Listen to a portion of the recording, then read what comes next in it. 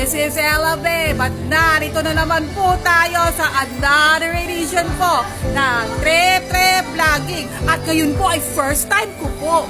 Unang pagkakataon ko po na mapupunta po ako sa museo. Sa museo po ng Bayani ng Valenzuela na si Dr. Pio Valenzuela na located po siya dito malapit po sa Malinta. Tara! May mga special guest din po tayo. Kasama ko po sila dito. Tara na! Naku, mahuhuli tayo. Tara na! Narito po tayo. Kasama ko po ang aking BFF at ang fiancé po niya. Dito po kami sa museum po ni Dr. Pio Valenzuela na located po siya sa Malinta. Ayan, kasi first time ko nga naman po magbablog po ng ganitong karanasan na museum. At ito nga po yung pasilyo po niya. Pineflex ko na po sa inyo. Grabe talaga, nostalgic. At preserve na preserve po ang pamamahay po ni Doktor. At pinapakita ko rin po pala sa inyo ang itsura po ng looban ng kanilang museum. Libre pala dito, by the way ha. Pwede kayong pumunta po dito. 8 to 4 po at ito nga din po. At papakita ko rin po pala sa inyo yung damit po na sinuot po ni Dr. Valenzuela nung nabaril po siya. At ayan nga po, nakapreserve po siya. Postoyo, baka naman, joke lang. At ito naman ang lola po ninyo. Galang-gala na po. At itiniflex ko po sa inyo ang pasilyo. Pasok po tayo sa looban at eto nga po ang itsura po ng museum po sa baba. Nandito po yung history po ng buhay ni Doktor at kung paano din po siya tumulong po sa revolusyon po natin laban po sa mga Kastila. Hindi pala siya tumutulong kay Dr. Jose Rizal. Hindi ko siya kasi nabasa sa books. At ayan nga po siya. Pinapakita din po dito kung paano po ang naging buhay po nila. At grabe palang kapayak ang kanilang buhay. Tumutulong din po pala siya dahil galing din naman po siya sa Buena de Familia at siya po ay general practitioner po pala na doktor. Tumutulong po siya, gumagamot po ng libre sa mga tao at maging po sa mga taong nag-aaklas po sa mga Kastila. Narito naman po yung mahiwagang balon kung saan po nakapreserve din po pala ito. Hindi ko din po alam kung balon nga po ba ito pero bawal nga daw po apakan yung salamin at daanan. Ay, Diyos ko, pinapakita ko pa rin po sa inyo kung paano po mag-enjoy po kami sa aming mga natatanaw po dito sa looban. Yung diorama po nilang mahiwaga. At ito naman po ang BFF ko na kung saan ini-introduce po niya at ini-inform niya po sa kanyang BF ang naging buhay po ni Doktor. At impressed na impressed po si Davey dahil sa mga kubo na kanya nakita. Nandito rin po pala ang balangkas ng buhay ni Doktor. Yung nga lang masyadong maliit eh. Pasensya na po ha. Ayun nga po, hindi ko po kaya ma-close up. Medyo nanginginig ang aking mga kamay. Narito naman po ang picture po ni Dr. Valenzuela. Kung saan po ito po ang kanyang itsura nung siya po ay nabubuhay pa po. Yun nga lang po, ito po painting na nga lang po. Narito din po ang unang sulat kamay po ni Dr. Valenzuela. Nandito nga din po yung kanyang mga reseta at mga plano po nila kung paano po mag-revolusyon. Postoyo, baka naman, grabe, nostalgic nga naman po. I-flex ko din po pala sa inyo yung pong computerized version po ng buhay po ni Dr. Valenzuela kung saan pinapakita po dito yung mga tinulungan at ginamot po niya. At ang next naman po na aking ipapakita po sa inyo ang diorama po at model po ng kanilang bahay. Wala pa pong kotse po nung panahon na puro kalesa pa lang po at ayan nga po meron din kasamang horse yung kalesa. Aakyat na po kami sa taas kasi pwede naman daw pong umakyat doon. Yan nga po. Pinauna ko muna yung magsing-irong, silang dalawa po muna ang aakyat. At syempre, ako naman ang susunod. At ayan na nga po, umaakyat na nga po ako dahil excited po akong makita ang pasilyo sa looban. At ayan na nga po, pinapakita ko sa inyo na umaakyat na nga po ako sa itaas. Narito po din pala yung diorama o should isa yung model po ng simbahan po noong unang panahon kung saan impress na impress nga po yung BF ng aking BFF.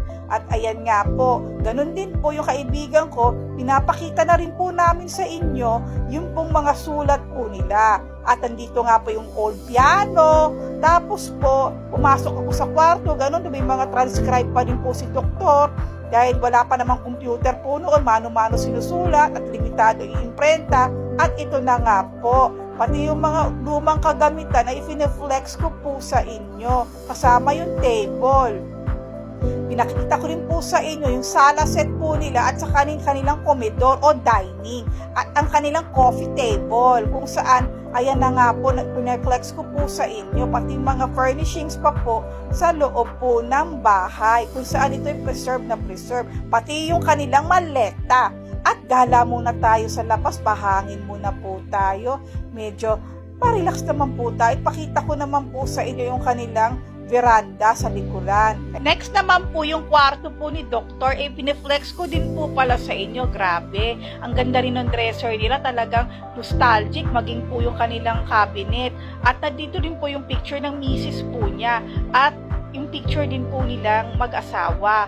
At nandito rin po yung kanilang table. I-flex ko po sa inyo ang aking BFF at ang fiancé niya po sa may balkonahe at kung saan para silang si Evita Peron at si Emilio Aguinaldo doon po sa ganung klaseng balkonahe. Aba, hindi naman ako siya papatalo. Ito din, emote na emote ang lola ninyo na lungkot-lungkutan kuno. Pero lungkot-lungkutan niya partida. Haha. Diba? Dito, balik po tayo uli sa kwarto kung saan pinapakita ko rin po yung mga sulat kamay po ni Doktor mula po sa reseta at mga plano po nila sa revolusyon. At ito rin po yung mga painting po nila. At ayan, di po ba nakapreserve din po pala yan ha? Yan po, grabe. Hay, Diyos ko nga naman. Masaya nga naman ang aking enjoy ang lola po ninyo, grabe. At ito pa rin po, ang imprenta po nilang sinauna ay muli kong ipapakita po sa inyo. Maging po ang mga sinaunang gamit po dito na kung saan ito ay na-retrieve na lamang po. At mga lamesa, pinipakita ko po muli sa inyo. Hindi lamang po yan, pati yung study table po ni Doktor at mga family portrait nila ay pinapakita ko rin po sa inyo po ngayon. Ay, nako. Next naman po namin ay ang pagbaba naman po namin sa garden. Aba, pati mga nakaupo, naka-costume din. Aba, para kami nag-time machine. Back to the future ang bed. Back to the past. Marty McFly, are you there? Ha. Diba? Makyat po uli kami sa taas kung saan po gusto po nila mag-pictorial po dun sa sala set. Hindi ko alam ano kayang plano nito ni Davey. Abangan po natin. Syempre sumunod na rin po ang lola po ninyo. Ayan, umaakyat na nga din po ako kahit panikmanaog masakit na ang aking mga legs. Abangan po natin ha ang susunod na kabanata. Ay grabe, nandito na po ako sa bahay.